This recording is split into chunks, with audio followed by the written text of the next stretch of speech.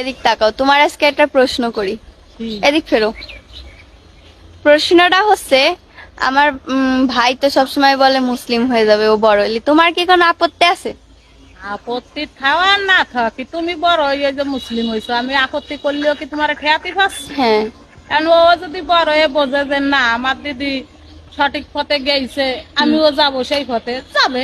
তা আমাকে আপত্তি থাকলি বা কি হবে আর না থাকলি বা কি হবে, তাই? তোমাকে কোনো আপত্তি নাই? আমি তো সে কথা তাহলে বললাম। যখন আমার ভাই মুসলিম হবে তোমরা কি হবা? আমরা ওই আর না ওই সেটা তো পরে।